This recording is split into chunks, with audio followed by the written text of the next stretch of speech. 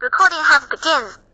Assalamu alaikum wa rahmatullahi wa barakatuhu. My name is Shazad Hussain, and it's now been 142 days since my brother's been kidnapped from my care and abducted and taken by the authorities, particularly Bradford Council with the assistance of West Yorkshire Police.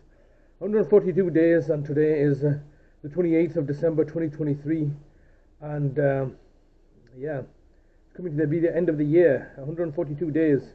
And every single day I'm ringing up, his social worker, his solicitor, the council solicitors, the housing association solicitors, all, on the same narrative and page. In fact, actually, I'm also sending an email contact to my own GP, Dr. Connolly, who's refusing to equally engage with me as well and has delisted me without notice or without any clear understanding since August when my brother was kidnapped.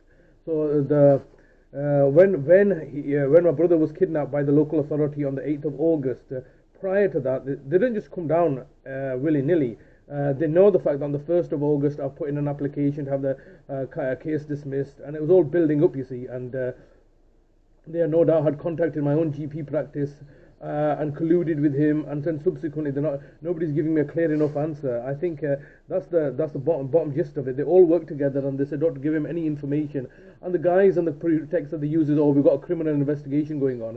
Because why would they not giving me clear information before my arrest? They've not been giving me any clear information, just giving me the runaround from January 2023 until August 2023. I've been constantly contacting on a daily basis the Department of Work and Pensions to give me some clarity of understanding. From April, I've been contacting the Courts and Tribunal Services, the Leeds Probate Office regarding my late father's suspicious deaths and suspicious circumstances following his death. Everybody's working on the same narrative, on the same page. We're looking to simply divorce me from any kind of information, because obviously I have a right to know, and they go, no, you don't have a right to know. We're not going to tell you. So they're basically acting as gatekeepers to information, and this is the reality. The authorities, particularly the local authority, act as gatekeepers, isn't it? It's like they act as gatekeepers for resources and to information. And the resources normally being money and services, and information being what our rights are.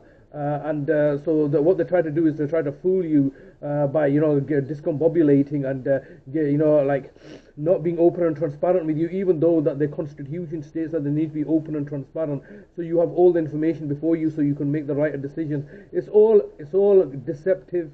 It's all scheming and malevolent, and they're trying to trick you. And ultimately, what they want to do is they want to ask you to get under the boot of authority and have authority over you. And that is a recurring theme. Acting as gatekeepers. It's like a bouncer. Yeah, I think a good analogy is bouncers in a club, innit? They stand outside and they have no real authority, but they exert their authority by denying people access, by being stringent. The bouncer mentality. Well, I don't want to discredit any bouncers out there. I'm sure many of them do a really good job, but some of them, and it's not. I'm just giving that as an example. Some people are just like they've got the Cartman complex, and Eric Cartman from South Park, who wants everybody to comport to his authority and dominion and control. And they've got that Cartman complex. I think that's a better analogy. Cartman complex. The local authorities are the same. They respect our authority, fear us. And ultimately, that's what it comes down to. And they want you to fear them. And this is how all bullies work. Bullies and people with malevolence. They want you to be scared of them, because then they have authority over you, and you live in fear of them, as they are predators and they treat you as prey. And ultimately look to do you harm. I don't really fear them, you understand? I mean, yeah, they're doing villainous things and they're doing torturous things to me, and that causing me a pain, suffering and misery and stuff. But to fear these people, I think it's difficult to fear somebody who is an incompetent moron. Alright? It's very difficult to, fear somebody who keeps on tripping on, coming to attack you with a knife and then tripping and falling and breaking his own teeth. It's very humorous to watch these people who, say respect my authority, but yet then the reality is that they're so incompetent and moronic. It's very, very difficult to respect those people's authorities. And obviously, if they are, and I've said this to the local authority, if you are all that you claim to be, I will naturally respect your authority. I've got no need to do not respect your authority. And quite clearly, if you're acting with benevolence, for me to go against you is to go against goodness.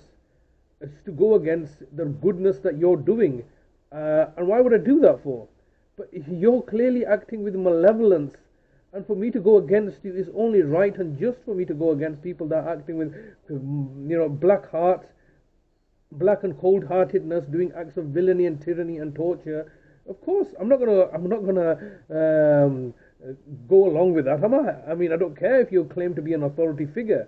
You're committing an injustice, and yes, of course, it's all injustice, isn't it? I mean, what's the latest development today? Well, obviously, as you know, I've been contacting everybody. Everybody's giving me the silent treatment. I've tried to contact my own solicitor, my brother, my cousin brother, who's also colluding and acting as a agent for the police. I mean, this is the thing, duty solicitors are effectively outside contractors of the corporation of West Yorkshire Police. So all duty solicitors work in the interest of their employers, the paymasters, which is the police, even though the police don't pay them directly, and it's just this shrouded structure that they have in place. Ultimately, they are the best way to view duty solicitors is outside contractors. And it's quite interesting today because I did get some information. I did get an email back from the chief detective on this case, who's basically threatening me, saying that why you can't contact us anymore. Don't call us, we'll call you. And the council got your number, they'll call you whenever they want to call you. Just the cheekiness of it all. Like, you've done something terrible. You have basically human trafficked my brother from my care, holding him hostage and at ransom, alright, denying him his freedom and liberties. You're going against all the principles that you espouse about freedom and liberty and democracy and respecting human rights. You basically kidnapped him and psychologically torturing him as I'm being psychologically tortured, because ultimately it's all about psychological torture and control. And then you're telling me, oh, you don't call us, we'll call you. You've just captured my brother and are holding him hostage and telling, don't call us, we'll get around to calling you. You've had him for 142 days. You're desperately trying to, they've railed him into a care home somewhere. They're reminding me, there's bail conditions. Who put the bail conditions there? You come and arrested me and said, look, you can't see him or know him, anything about your brother anymore. We own him. He's now our property. You've come down and taken his passports as well. Why would you take his passports for if you just come down to do a welfare check? No, this was an orchestrated attempt. They basically made my brother their private property because I had worked to increase his value to £1 million a week. And now, because his care costs £1 million a week, they said, well, what we'll do is we'll just kidnap him and take ownership and control of him. And they can do that lawfully. They can go and buy off the judges. All the judges are in their pocket anyway. But it's a long-winded court process. It's a legal undertaking. You can't just come and do whatever you want. That's how gangsters work. This is just gangsters. They've just come down as gangsters, attacked me in my own home, taken my brother, bought off the judges, running concurrently, and this is just reminding me of what they attempted to do on the 28th of February 2019, when they come and then the target of their interest was my mother. They'd come down and the intentions were to target my mother and take her. They arrested me then and were going to take my mother into their custody. Luckily for me, I had taken my mother to my sister in Oldham, so there was no justifiable reason for them to abduct my mother. So that was what they're trying to do then in February, abduct my mother whilst concurrently having court of protection proceedings going on. That all failed. And subsequently they wrangled that on for 2 years. At the height of the pandemic, kicked me out of the house, and then subsequently have taken control of my mother. Couldn't even look after her for a year, and then ended her life. Now they are again 142 days that I can't see my brother, because what have you proven? You've not proven anything. The investigation is the torture. The investigation is the one that's being weaponized as an instrument of torture for their benefit, in order to destabilize me, in order for them to have this advantage over me. Doing what? Why have they taken my brother? Why can't I see my brother? Oh no, you were neglecting him. I was neglecting him while the local authority have got control over £120,000 of his money, of his benefit money that you're controlling and spending as you see fit, because you decide how you're going to take care of him. It's all about you in a closed circuit. No external person such as myself can have any insight into this. And then they're inviting all my nefarious relatives and siblings there. Look what we're doing. We're in control now. You see, you should look at our respect our authority. That's what they did in my mother's case. They kidnapped my mother effectively from my care by kicking me out of the house and buying off the judges and the justices. And then they were inviting all my relatives over. Well, all my nefarious siblings over. Adalat, Shaida, Shagufta. Oh, come on, look, have a look. This is what we've done. Come and see your grandmother now, because we control her now. We're in charge of her care. Who put you in charge of her care? You bought off a High Court justice in order to be put in charge of her care. You're not acting in her best interest. You're acting in your own best interest in order to cover up your own failings. Absolutely pathetic and degrading and humiliating. But I think I should leave it there. It's today is the 28th of December 2023. I'm not suicidal. I'll never kill myself. Any harm comes to me is a direct result of Bradford Council through itself or through its agents. Leave that. Allah Hafiz.